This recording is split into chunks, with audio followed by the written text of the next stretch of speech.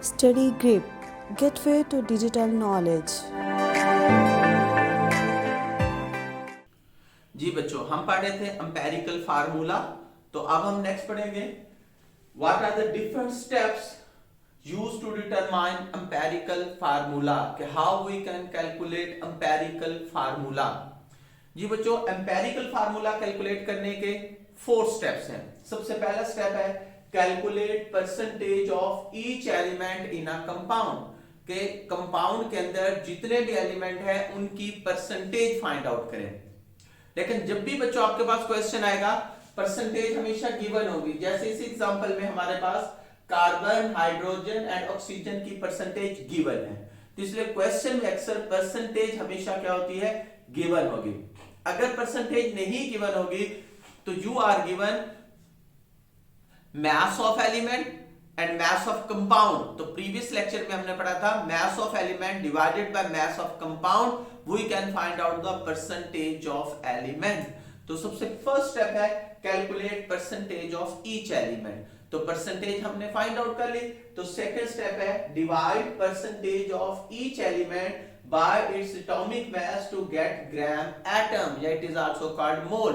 तो फिर molar ratio, number of mole find out करने के लिए क्या करेंगे कि जिस एलिमेंट की परसेंटेज है उसको उसी के मास पे डिवाइड करेंगे। जैसा कि बच्चों कार्बन की परसेंटेज है 40.92 divided by atomic mass of carbon. Carbon की परसेंटेज को कार्बन के मास पे डिवाइड किया। Percentage of hydrogen 4.58 divided by atomic mass of hydrogen. Percentage of oxygen 54.5 divided by atomic mass of oxygen. यानी कि जिस एलिमेंट की परसेंटेज होगी उसको उसी एलिमेंट के मास पे क्या कर देंगे, डिवाइड कर देंगे। Then we get number of gram atom, या it is called number of mole हमारे पास हासिल होंगे। तो कार्बन की मोलर रेशियो क्या आ गई 3.406, हाइड्रोजन की 4.54, ऑक्सीजन की 3.406। The next step is divide number of gram atom of each element. जो हमारे पास ये ग्राम एटम हासिल हुआ है ईच एलिमेंट के, इनको डिवाइड करें bye least value of number of gram atom. Number of atom की जो लीस्ट वैल्यू पे है डिवाइड करें। जैसे कार्बन के ग्राम एटम आए 3.406, हाइड्रोजन के 4.54, ऑक्सीजन के 3.406। The least one is 3.406। जिनमें से least number of gram atom होंगे उसे डिवाइड कर देंगे टू ऑल। सब पे जितने भी एलिमेंट है सबके नंबर ऑफ ग्राम एटम पे उसे डिवाइड कर देंगे। इससे हमें क्या हासिल होगा, टू गेट एटॉमिक रेशियो। तो हमारे पास क्या आ जाएगी, एटॉमिक। कार्बन की एटॉमिक रेशियो 1, हाइड्रोजन की एटॉमिक रेशियो 1.3, ऑक्सीजन की एटॉमिक रेशियो 1। बच्चों जैसा कि आप जानते हैं कि atomic ratio is in whole number. Atomic ratio बता रही है नंबर ऑफ एटम्स को, it should be in whole number, 1 atom, 2 atom, 3 atom. It never be in fraction. 1.3 atom क्या मतलब, क्या उसमें इलेक्ट्रॉन नहीं है, प्रोटॉन नहीं है, न्यूट्रॉन नहीं है, 1.3 एटम होते ही नहीं है।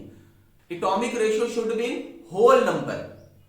जैसा कि फोर्थ पॉइंट पे क्या होगा, if atomic ratio is in fraction multiplied with suitable number to get a whole number.